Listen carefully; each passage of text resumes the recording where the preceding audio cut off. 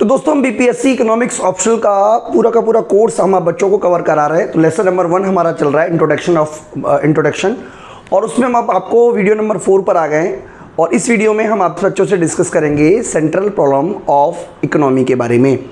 तो बच्चों इसके लिए हमने नोट्स भी बनाए हुए हैं, तो ये हमारे नोट्स हैं और ये सारे के सारे नोट्स आपको हमारी एप्लीकेशन विष्णु इकोनॉमिक्स स्कूल पे मिल जाएंगे। तो इसके लिए आपको हमारी एप्लीकेशन डाउनलोड कर लेनी चाहिए। उसके बाद आप यहाँ पे 3 डॉट में जब आप जाएंगे तो आपको स्टडी मटेरियल दिखेगा। स्टडी मटेरियल वाले ऑप्शन में आपको बीपीएससी वाला चॉइस करना है, और बीपीएससी वाले में आपको माइक्रो इकोनॉमिक्स के अंदर आपको ये वाले नोट्स आपको मिल जाएंगे। तो आप बहुत ईजिली वहाँ जाके नोट्स को डाउनलोड कर सकते हैं। तो किसी भी इकोनॉमी की सेंट्रल प्रॉब्लम समझाएं उससे पहले आप समझ लीजिए कि एक कंसेप्ट आता है स्कैर्सिटी का, यानी कि इकोनॉमिक्स की जो मूल है, जो बेस है, वो स्कैर्सिटी ही है। तो स्कैर्सिटी क्या होता है बच्चों? हमारी जो वांट्स हैं वो अनलिमिटेड है, और वांट्स अनलिमिटेड के साथ साथ हमारी जो वांट्स हैं वो लगातार बदलती भी रहती हैं। आप एक वांट्स को पूरा कर सकते हो, लेकिन सारी वांट्स को तो पूरा नहीं किया जा सकता। हो सकता है कि एक पर्टिकुलर टाइम पर आपकी एक वांट्स पूरी हो जाए, लेकिन जैसे ही आपकी एक वांट्स पूरी होती है सडनली आप देखोगे कि आप नई वांट्स पूरी हो गई। अब उसमें गांधी जी ने एक बार ये भी कहा था कि इच्छाओं की तो पूर्ति हो सकती है पर ग्रीड की पूर्ति नहीं हो सकती है, यानी कि आपके लालच की पूर्ति नहीं की जा सकती। तो कई बार हमारी जो डिमांड है, यानी कि जो हमारी विलिंगनेस है, वो कई बार ग्रीड में कन्वर्ट हो जाती है, यानी कि एक इच्छा की अगर पूर्ति हो भी जाए तो कभी दूसरी इच्छाओं की पूर्ति नहीं हो सकती है। दूसरा, हमारे जो रिसोर्सेज हैं, यानी कि हमारे पास जो उन वांट्स को पूरा करने के लिए रिसोर्सेज हैं वो लिमिटेड है। अब देखिए कोई भी इकोनॉमी हो, चाहे कैपिटलिस्ट इकोनॉमी हो, चाहे सोशलिस्ट इकोनॉमी हो, हर इकोनॉमी के पास रिसोर्सेज जो हैं वो लिमिटेड ही हैं। अब भारत की अगर हम बात करें तो ऐसा तो है नहीं कि भारत के पास कोई अनलिमिटेड रिसोर्सेज हो। अब सारा का सारा पैसा अगर हम रोड बनाने पे खर्च कर देंगे तो एजुकेशन के लिए पैसा कहाँ से आएगा, हेल्थ के लिए पैसा कहाँ से आएगा? यानी कि हमारे पास लिमिटेड रिसोर्सेज हैं और वांट्स अनलिमिटेड है, इसीलिए हमें क्या करना पड़ता है? डिस्ट्रीब्यूशन करना पड़ता है, एलोकेशन करना पड़ता है। और रिसोर्सेज लिमिटेड होने के साथ साथ ऑल्टरनेटिव यूज ऑफ रिसोर्सेज भी पॉसिबल है, यानी कि लैंड का प्रयोग आप खेती के लिए भी कर सकते हो, बिल्डिंग बनाने के लिए भी कर सकते हो, रहने के लिए भी कर सकते हो। इसके अलावा आप वहाँ पे मैदान भी, प्लेग्राउंड भी बना सकते हो। यानी कि एक रिसोर्सेज जो है वो उसका यूज आप अनलिमिटेड, या आप अनलिमिटेड तो नहीं कह सकते, लेकिन हाँ कई सारे ऑल्टरनेटिव यूज कर सकते हो। तो इसी की वजह से इकोनॉमिक एक प्रॉब्लम पैदा होती है, यानी कि प्रॉब्लम ऑफ चॉइस पैदा होती है। तो स्कैर्सिटी का क्या मतलब है, मैं आपको एक बार फिर से बता देता हूं कि scarcity is the root of all economic problem, यानी कि जितनी भी इकोनॉमिक प्रॉब्लम हो रही हैं पैदा, उन सब के पीछे जो रूट है वो क्या है? स्कैर्सिटी है। यानी कि स्कैर्सिटी का क्या मतलब हुआ कि हमारी जो रिसोर्सेज हैं वो लिमिटेड है, और अपने लिमिटेड रिसोर्सेज में हम सभी वांट्स को पूरा नहीं कर सकते। इसीलिए हमें चूज करना पड़ेगा कि कौन सी रिसोर्सेज का यूज किया जाए और कौन से रिसोर्सेज को हम यूटिलाइज, या कौन सी वांट्स को हम सेक्रीफाइस कर दें। तो बच्चों वांट्स अनलिमिटेड है, हमने आपसे डिस्कस कर लिया। लिमिटेड रिसोर्सेज है, ये भी हमने आपसे डिस्कस कर लिया। ऑल्टरनेटिव यूज है बच्चों, ऑल्टरनेटिव यूज का मतलब है कि एक रिसोर्स को आप कई सारे कामों में लगा सकते हो, इसीलिए तो चॉइस करोगे। अगर मान लीजिए आप चॉइस नहीं कर सकते, मान लीजिए ये टीवी है, अब इस टीवी का प्रयोग मैं मूवी देखने के लिए भी कर सकता हूँ, पढ़ाने के लिए भी कर सकता हूँ, ऑल्टरनेटिव यूजेस हैं। अगर मान लीजिए सिंपल व्हाइट बोर्ड होता, केवल लिखने के काम आता, यानी कि आपके पास चॉइस की प्रॉब्लम इसलिए आ रही है क्योंकि रिसोर्सेज का यूज अब एक से ज्यादा वांट्स को सेटिस्फाइड करने में कर सकते हो। तो बच्चों इसकी वजह से जो प्रॉब्लम पैदा होती है उसको इकोनॉमिक प्रॉब्लम या सेंट्रल प्रॉब्लम के नाम से भी जानते हैं। यानी कि किसी व्यक्ति की प्रॉब्लम इकोनॉमिक प्रॉब्लम है, और जब वो पूरे देश की होती है तो सेंट्रल प्रॉब्लम कहलाती है। अब मूल रूप से 3 तरीके की सेंट्रल प्रॉब्लम होती है: what to produce, how to produce, from whom to produce. अगर what to produce, how to produce and whom to produce के अलावा ग्रोथ की भी समस्या है, फुल एम्प्लॉयमेंट का भी एक समस्या मानी जाती है। और इग्नो की किताब का हमने रेफरेंस लेंगे तो उसमें हमने देखते कि नई तरीके की समस्या बता दी गई है। हालांकि आप इसको छोड़ भी सकते हो, जरूरी नहीं है ये करना, हालांकि मैं करवा रहा हूँ बच्चों को।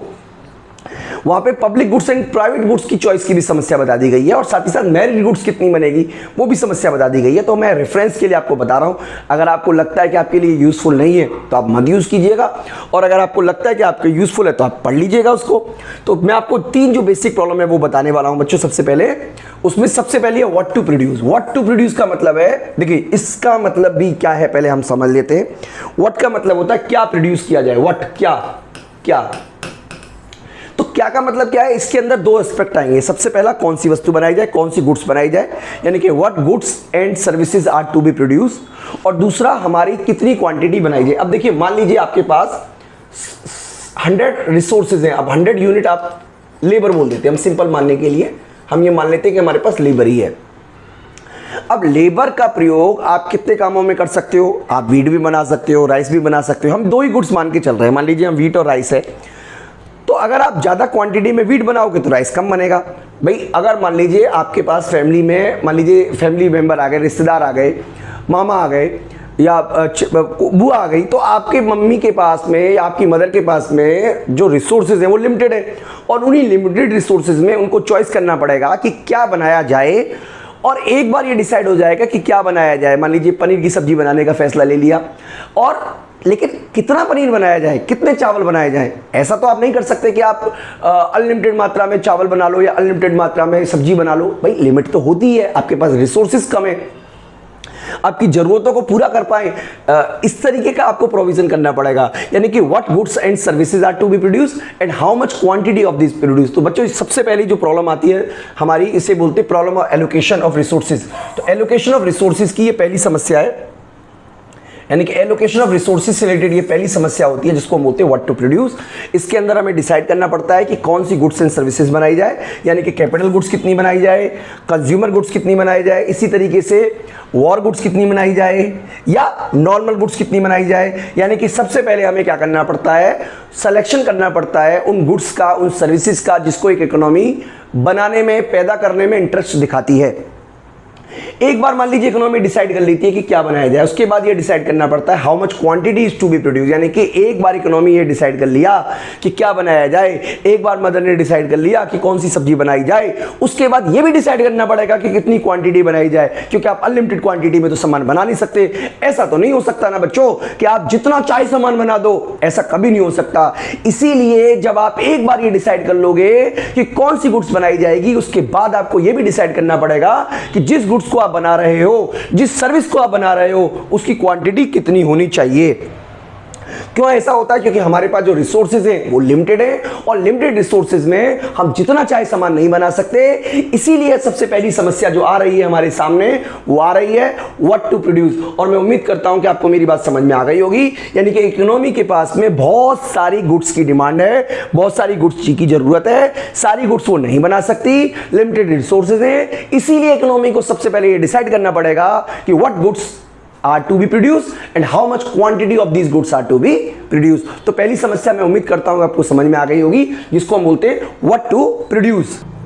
तो बच्चों अब हम बात करते हैं सेकंड प्रॉब्लम की, जिसको हम बोलते हैं how to produce। देखिए how to produce ये भी हमारी एक तरीके की प्रॉब्लम ऑफ चॉइस है, एलोकेशन ऑफ रिसोर्सेज की सेकंड प्रॉब्लम है। इस प्रॉब्लम का रिलेशन होता है टेक्नोलॉजी के चूज करने से। देखिए भारत के पास लेबर अमेंडमेंट है, लेबर लेबर लेबर लेबर, जिधर देखोगे आपको लोगों की भीड़ नजर आएगी। ऐसे देश में जहां पर लेबर ज्यादा हो, डेफिनेटली वहां पर लेबर सस्ता भी होगा। तो देश एक ऐसी टेक्नोलॉजी अपनाने की कोशिश करेगा जहां पर लेबर ज्यादा हो। लेकिन क्वेश्चन ये है कि क्या लेबर कॉस्ट एफिशिएंट है, क्योंकि हमें केवल यही नहीं देखना कि लेबर का यूज होगा कि नहीं होगा, हमें कॉस्ट एफिशिएंसी भी देखनी है। इसीलिए एक इकोनॉमी के सामने ये समस्या आती है कि क्या वो लेबर इंटेंसिव टेक्निक का यूज करे या कैपिटल इंटेंसिव का टेक्निक यूज करे। यानी कि सबसे बड़ी समस्या आती है कॉस्ट एफिशिएंसी रखने की। अब मान लीजिए अगर आपको कोई रोड बनाना है तो आपको क्रेन की जरूरत पड़ेगी ही पड़ेगी, बुलडोजर की जरूरत पड़ेगी ही पड़ेगी, जो रोड को प्लेन करता है उसकी जरूरत पड़ेगी ही पड़ेगी। एक आदमी, एक ह्यूमन बीइंग ये काम कैसे कर सकता है? इसका मतलब ये हुआ कि हमें कैपिटल और लेबर दोनों ही चाहिए प्रोडक्शन करने के लिए। लेकिन इकोनॉमी के सामने हमेशा ये चॉइस होती है कि वो ज्यादा लेबर और कम कैपिटल का यूज करे या कम कैपिटल और ज्यादा लेबर का यूज करे। यानी कि किसी भी देश के सामने सबसे बड़ी जो समस्या आ रही है वो ये आ रही है कि वो किस तरीके की टेक्नोलॉजी का यूज करे, लेबर अमेंडमेंट टेक्नोलॉजी यूज करे या कैपिटल अमेंडमेंट टेक्नोलॉजी का यूज करे। यानी कि वो कपड़े को बनाने के लिए मशीन का यूज करे या हाथ से कपड़े बनाए। यानी कि एक इकोनॉमी के सामने लेबर कैपिटल टेक्नोलॉजी का, लेबर इंटेंसिव टेक्नोलॉजी या कैपिटल इंसेंटिव टेक्नोलॉजी के चुनाव की समस्या आती है। बच्चों कोई भी देश ऐसा नहीं हो सकता जिसमें लेबर और कैपिटल के बिना काम हो जाए, दोनों की जरूरत होती है। लेकिन ये डिसाइड करने का काम इकोनॉमी को करना पड़ता है। अब देखिए हम सॉल्यूशन नहीं कर रहे, जैसे कैपिटल इकोनॉमिक्स में अलग तरीके का सॉल्यूशन होता है, सोशलिस्ट इकोनॉमी में अलग तरीके का सॉल्यूशन होता है, वो हम किसी और वीडियो में बात करेंगे। यहां पर हम आपको समस्या के बारे में बता रहे हैं, यानी कि एक इकोनॉमी को डिसाइड करना पड़ता है कि कौन सी टेक्नोलॉजी का यूज वो करे। जैसे इंडिया जो है वो कोशिश ये करता है कि लेबर इंसेंटिव टेक्नोलॉजी का यूज हो, हालांकि हर सेक्टर में ये यूज नहीं हो सकता, क्योंकि कई जगह आपको कैपिटल का यूज ज्यादा ही करना पड़ेगा।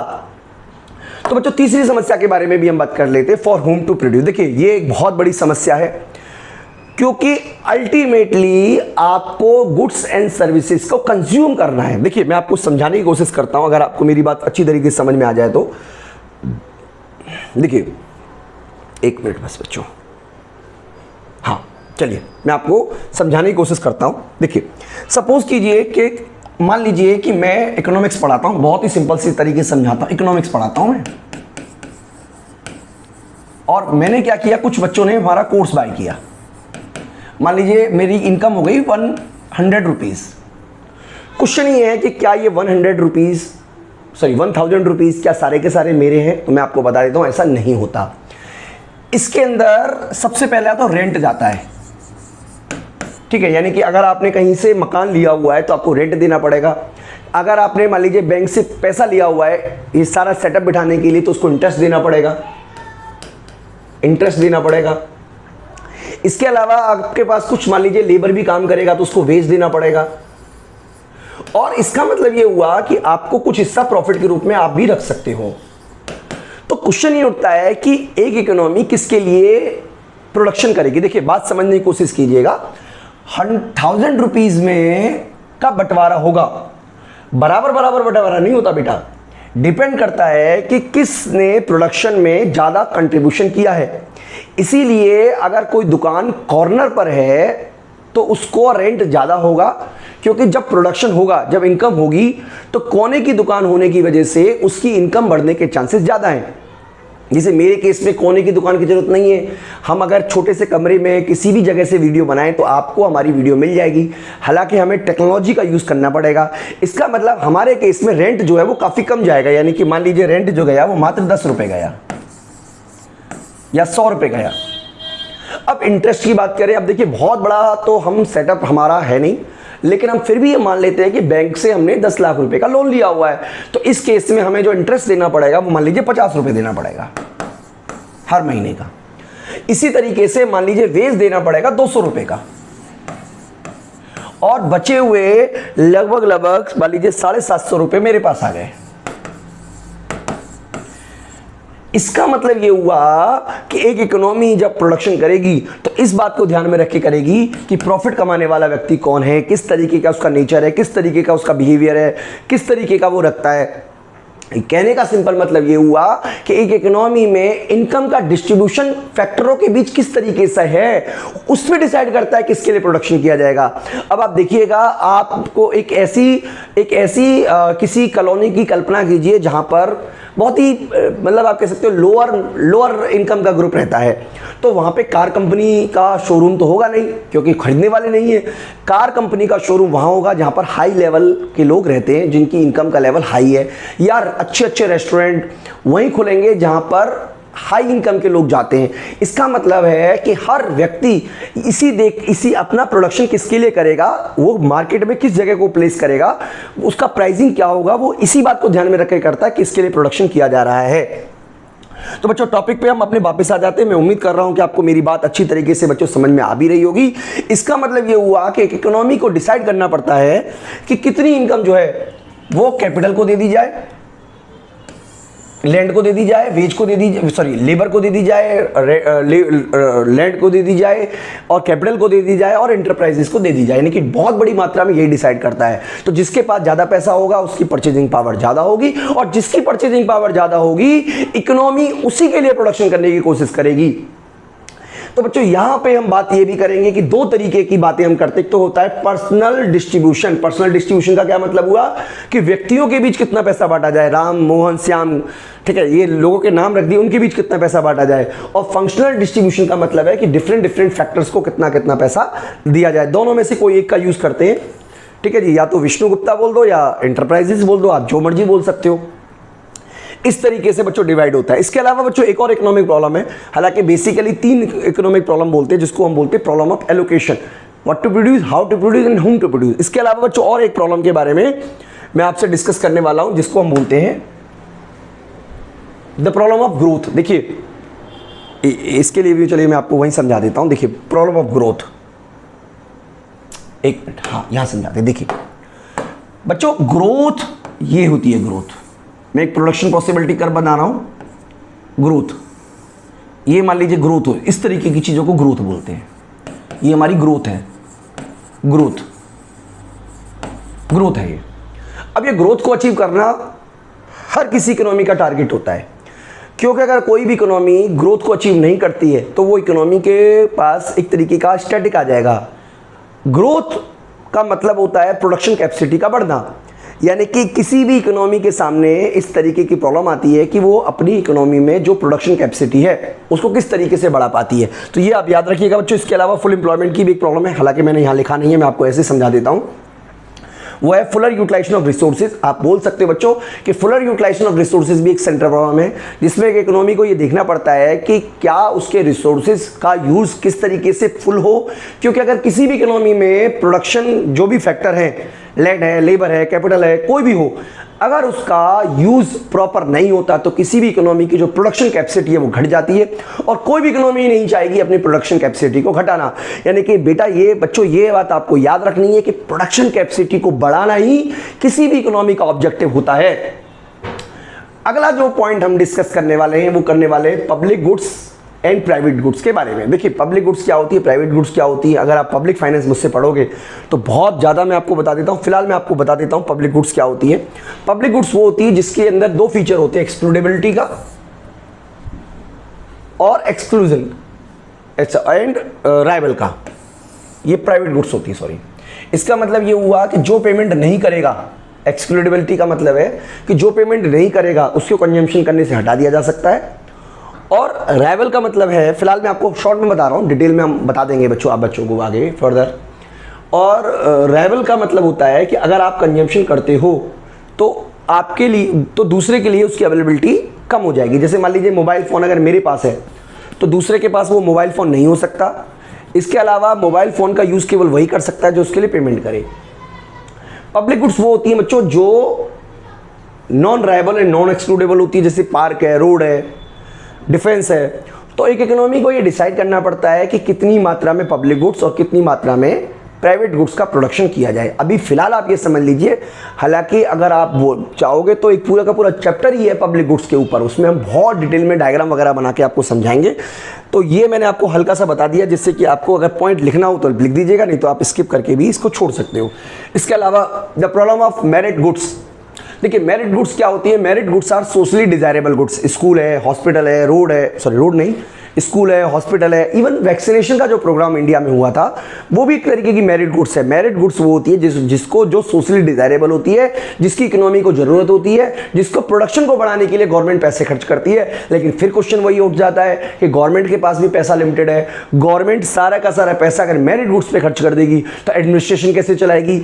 इसीलिए इकोनॉमी को ये भी डिसाइड करना पड़ता है कितनी मात्रा में मेरिट गुड्स की को लोगों को प्रोवाइड किया जाए। तो बच्चों ये बेसिक बातें मैंने आपको बताई, और मैं उम्मीद करता हूं कि आपको अच्छी तरीके से मेरी वीडियोस अच्छी लगी होगी, पसंद आया होगा। इस वीडियो में इतना ही, थैंक यू।